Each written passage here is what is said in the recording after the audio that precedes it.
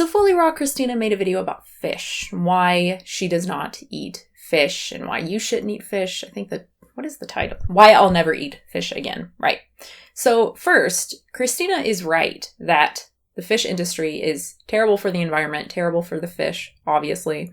And she is right that we don't need to eat fish. But in trying to convince people to give up fish, to give up these creatures that do feel pain, she unfortunately gives misleading information or just flat out wrong information. If you wouldn't walk to your nearest river or stream and grab a cup and drink the water out of that stream, why would you eat the animals that live and swim in that water all day? So yeah, I mean, if the water where you live is contaminated, then certainly don't drink the water or eat fish from that water, right? There's probably an advisory in your area saying not to eat the fish from that lake or river or whatever it is. But that doesn't mean that all fish everywhere are contaminated to the same degree, to the point where it would be harmful if you eat that fish. And it's often illegal to fish from these bodies of water and illegal to then sell that fish in stores, right? So it's really, really unlikely that you are going to find these really contaminated fish like in your local grocery store. Fish is heavily loaded with mercury, lead, arsenic, cadmium, and chromium. Fish is loaded with heavy metals that are poisonous to your body. So yes, some fish are heavily loaded with mercury. Some fish, it varies, right? I mean, all fish are going to have some amount of mercury, but the amount matters. If you compare shark to shrimp, shark has a lot of mercury. It is on the do not consume list that the EPA and FDA has put together, whereas shrimp has very, very, very low levels, which makes sense. Sharks are eating a lot of other fish, so you've got bioaccumulation, biomagnification going on, so they're going to have higher levels of mercury than something like shrimp that is not eating other fish. If doctors are recommending for pregnant women to stay away from fish due to the high levels of mercury in this fish, why are we still eating it as well? Doctors are not telling pregnant women to stay away from fish. I'm sure certain doctors are. I'm sure there are certain plant-based doctors who are, but that's not general consensus. Health organizations do recommend that pregnant women limit the amount of fish they're consuming and even avoid certain fish, again, fish like shark, but fish with low levels of mercury are considered healthy and they are considered a healthy food choice for pregnant women. And even if it was consensus for pregnant women to avoid eating fish, that wouldn't mean automatically that the rest of us should avoid eating fish, right? Certain populations are going to be more sensitive to certain foods, to certain toxins. People who are allergic to peanuts should avoid peanuts, right? But that doesn't mean that I should avoid peanuts. Fish do have a lot of nutrients, omega-3s, protein, B vitamins going for them, so you have to weigh the pros and the cons. Now, obviously, as an ethical vegan, I would say that the cons of harm to the environment and harm to the fish themselves far outweighs any potential benefit from eating fish. But if you're just looking at nutrition alone, and if you're just comparing the nutrients you are getting from the fish versus the PCBs, which I'll talk about in a minute, and mercury and other heavy metals that you're getting from the fish, again, assuming we were talking about fish with low levels of mercury, it's pretty clear that if we're just talking about nutrition, that the benefits outweigh the cons. Radioactive substances such as strontium-90 is also found in fish. I bet you didn't think that you could be exposed to radiation of some sorts by eating fish. Oh gosh. Okay, so radiation is everywhere. It's in everything, right? Just because a fish has a radioactive isotope doesn't mean that it contains enough of it to be harmful to you if you eat the fish. I'm thinking that she brought up strontium-90 specifically because of an incident that happened a few years ago in Vermont, where they tested fish in Vermont and they were found to have small amounts of strontium-90 and cesium-137, likely from weapons testing during the 40s and 50s. According to Bill Irwin, he is the chief of radiological health, or at least was at the time, for the Vermont Department of Health. The fish are not dangerous. They don't contain high enough levels to be dangerous to humans. In fact, in the same analyses, the fish had almost 500 times more potassium-40 in them than they do cesium-137. Potassium-40 is a naturally occurring radioactive material that is in nearly everything and was created when the planet was formed billions of years ago. So yeah, again, radiation is everywhere, and also the dose makes the poison. It's also worth noting about strontium specifically that it accumulates in the bones. Your body basically thinks it's calcium. And strontium's like, nah, bitch. Now you got cancer. One of the fish that they sampled actually did have a tiny amount of strontium in the flesh, but they're not sure if that's a sampling error or not because, again, usually you're going to find it in the bones. So yeah, unless you're planning on eating a whole bunch of fish bones from this region specifically, then it's likely not something to worry about. Not enough people are talking about the parasites that live in the flesh of fish, but trust me, there's information out there. If you Google fish and parasites, you will find the most scary and disgusting stuff on the internet that you have ever seen in your life. Sure, it's nasty. Like she shows a picture of it. God, it is just nightmare fuel. There's this parasite that like eats the fish's tongue and then becomes the tongue, just straight up replaces the tongue. So you can, I'm not putting a picture. I'm not going to do that to you. But if you want to find it, you can find a picture of a fish with its mouth open and it's obviously not a tongue. Like it's got a little face. No. Yeah, it's horrible. It's horrifying, but that doesn't mean that it's harmful to us if we eat it. As long as you are properly cooking the fish that you're buying, these parasites are not going to harm you. Just don't eat raw fish, right? I mean, maybe Christina's bringing this up because she eats a raw food diet, so everything that she talks about is in the context of a raw food diet. So everything is raw. I think she's just trying to find more negative things to say about fish, even if it's a non-issue like parasites. Unless you're eating raw fish. Don't eat raw fish. Some farmed fish have even been given a dye to give them that pink color that you see when you eat them.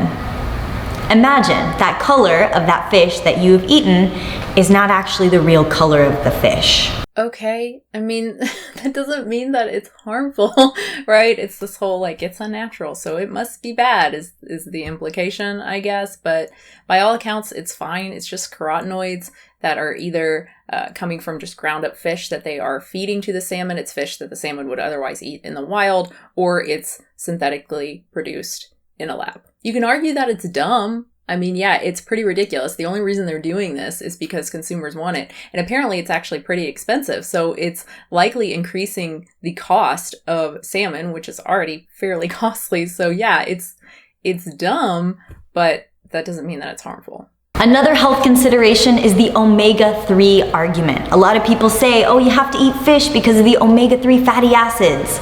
But what if I told you that you can get more omega-3s by eating plant-based sources without all the saturated fat than if you were to eat fish? Would you still eat the fish or would you eat the plant-based sources? She makes no mention of EPA and DHA, which is pretty weird. For those who don't know, the sources that she shows here are ALA. Now, your body can convert ALA to EPA and then to DHA, but conversion rates are not very good and they also vary from person to person. It's not clear whether or not vegans or really anyone else should supplement for EPA and DHA or just DHA, but many RDs do recommend it just to be on the safe side. And there are vegan supplements that are algae-based on the market. So that's pretty cool. And by the way, this photo is pretty misleading. It comes from Plant-Based News, from this article by Plant-Based News about omega-3s. These foods are not equal in terms of omega-3 content. So by calories, many of these foods are good sources. For instance, 200 calories of raspberries provides about half of a gram, and the adequate intake is 1.1 gram for women, 1.6 grams for men. So that's close to 50% of what a woman would need every day for ALA, so that's pretty good. But 200 calories of raspberries is over 3 cups of raspberries, or close to 1 pound. That doesn't at all compare to walnuts, for instance, which provide more than half of a gram in just a quarter of an ounce. Now, again, this is coming from Christina. Well, actually, this is coming from Plant-Based News, but she is citing it, and, you know, she probably would eat 3 cups of raspberries in a sitting, right? She probably would eat a pound of raspberries a day, but I don't think most vegans want to eat that way, nor can we afford to eat that way. I mean, that's crazy expensive. And then there are some really confusing ones like cashews. Cashews, really? A cup of cashews, which is over 700 calories, provides only 1/10 of a gram. They also show pumpkin seeds. Again, 1 cup of pumpkin seeds, close to 700 calories, also 1/10 of a gram of ALA.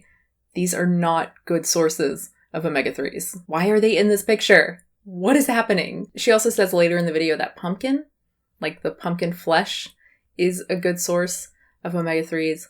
1 cup of canned pumpkin, which who the hell is eating that much canned pumpkin? Like a day? What? Contains virtually no omega-3s. So no, it is not a good source of ALA. Point is, Christina is right that you don't need to eat fish to get omega-3s. You can get ALA from plants. I wouldn't try to get it from blueberries and raspberries and cashews and pumpkin seeds, but there certainly are really, really excellent sources of ALA in plants: chia, flax, walnuts, hemp seeds, canola oil, and EPA and DHA are a thing, even though Christina seems to be pretending that they're not a thing, or maybe she doesn't know they're a thing. I don't know. But they are a thing, and if you want to take a supplement, again, vegan versions are available. Another health consideration is that fish has 0 fiber. Fiber is essential for us to have a nutrient-rich diet. Yeah, but who is eating nothing but fish? Or, nothing but fish and like other animal products, other things that don't have fiber?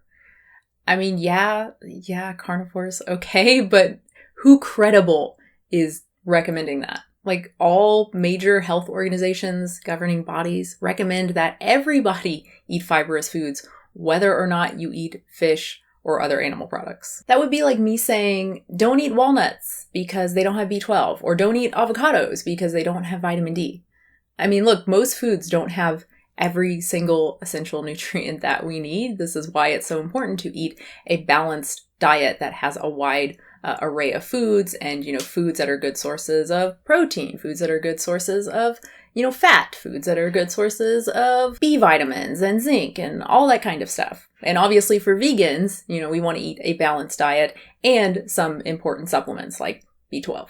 Fish basically sits in your body at 98.6 degrees until it's ready to be pushed out. So I think she means that we can't digest fish because it doesn't have fiber. I'm trying to be charitable. I'm trying to interpret this in the least dumb way possible, but that's what it sounds like to me. Obviously, it's incorrect. Obviously, we can digest fish and other animal products, foods without fiber, pretty well, and we can absorb, various nutrients from these foods. This is not up for debate. If it were true that we couldn't get anything from these foods, health organizations would not be recommending that we eat these foods for protein and whatnot. And I mean, of course, Christina knows that, because I guarantee you she would say that the average American gets too much protein because they're eating animal products. Well, I mean, then that means that they're absorbing protein from the food. So obviously we can absorb nutrients from foods without fiber. If anything, plants are the foods that are harder for us to digest because of fiber, right? I mean, fiber can make it a little bit harder for us to get at certain nutrients. It's why that it's generally recommended for us to get a little bit more of certain nutrients like zinc and iron and protein. The Environmental Protection Agency says that contaminated fish are a persistent source of PCBs in the human diet. These chemicals have been shown to damage the circulatory, nervous, immune, endocrine, and digestive systems. So just like mercury, some fish are worse than others. And she seems to understand this. I mean, she talks about biomagnification, and she doesn't use that term, but she talks about how bigger fish like tuna and shark are worse than fish that are lower on the food chain in terms of toxicity. The bigger the fish, the greater accumulation of toxic chemicals throughout their flesh, and the more toxic chemicals that you're consuming as well. So yeah, lots of fear-mongering and misleading information in this video. And it's a really important video. I would love to see Christina do more ethics-focused and like environment-focused videos. Now, obviously, she talks a lot about health and nutrition in this video, but I would love to see her talk about this stuff, particularly since her diet advice is not the best, But if she's going to mislead her audience, when she does these kinds of videos, it's not worth it. To be clear, I don't think she's doing this intentionally. I think she is starting from a position of it's wrong to eat fish and then looking for information to support that. And this is something that virtually everyone does, right? It's really hard not to do that, especially when you are super tied to a cause or a certain identity or whatever, like veganism. So when she sees something like fish contain tons of PCBs or fish are heavily loaded with mercury, she runs with it, right? And she just regurgitates that little factoid without looking into it further and seeing that, oh, certain fish are heavily loaded with mercury, certain fish are higher in PCBs. I'm not defending her. It's still a bad practice, right? We should always aim to be skeptical of claims, particularly when those claims are coming from sources that are sympathetic to our cause, right? Like she cites PETA and plant-based news. We should do our best to provide correct information, even if it makes our case weaker. Failing to do so just puts our credibility into question and makes people doubt everything else that we're saying, even the good arguments that we're making. If you make the case that fish are sentient beings that feel pain, that harvesting them damages the environment, that we don't need to eat them, and then in the next breath say that, and actually we can't digest them, and they're full of radioactive material, it kind of undermines the good arguments that you just made. It's understandable why people wouldn't take any of it seriously when it's packaged in little absurdities like that, right? And this isn't anything unique to Christina. Lots of vegans do this. I've already talked about the fish thing before. I think it was Ryan from Happy Healthy Vegan who was saying that doctors and the FDA recommend people to avoid fish. Like, no, they don't though. And this is easily verifiable information. You can verify this yourself just by a Google search. You can go to fda.gov and see for yourself that that is not true. It's really harmful to our movement, to our cause, when we don't do our due diligence and let our desire to help animals, which is, I think that's where this is coming from. I hope that's where this is coming from. It's just we want so badly for people to be convinced and for people to stop eating fish and to stop harming the environment. I understand that. I want that too. But I don't think that painting this inaccurate picture and trying to make the case as strong as possible, even if that means fear-mongering and propaganda, I don't think that's the way to go. It's ultimately telling people that you're not trustworthy, and unfortunately that veganism as a cause isn't trustworthy, because, that's what people do. People don't just go, oh, well, that's just Christina. I'm sure there are more reasonable vegans. That's not what people do. People go, oh, that's what vegans do. Vegans are liars. Vegans are untrustworthy. And they have every incentive to do that, right? People don't want to give up fish. People don't want to give up animal products. They are looking for reasons to find you, to be an extremist or to be untrustworthy. So anyway, it may seem like a bunch of little things. It's like, oh, well, she says PCBs, but there's a qualifier. She says mercury, there's a qualifier. But again, I think it really matters, especially the omega-3 thing, because that's harmful to vegans. If you're giving information to people that's like, hey, actually, rice is a great source of protein, that is harmful to people. Please don't tell people that. Please don't tell people that cashews are a good source of omega-3s. My God. Anyway, thank you so much for watching. Subscribe, support the channel, patreon.com/unnaturalvegan. I'll have a new video soon. Why do videos, there will be nothing. There will be no articles or videos or anything to work on, and I have to try and find stuff, which is already it's always really hard. I'm actually working on a nuclear video. I have to edit that. It's going to take a bajillion years, but there wasn't really anything going on to talk about that I thought you guys would be interested in, so it was like, okay, well, I'll do the nuclear thing. And then all of a sudden, just 4 videos, the Dr. Mike thing, the, Fully Raw Christina, what else? There's 3 other videos. The Kurzagat, what is it? I think it's a German word. That video. Some of you guys want me to talk about that. I might record that real quick. I don't really have a whole lot to say, but I might make a little video. And I feel like there are a couple other videos too, just all at once, just all within 24 hours. Why? This always happens.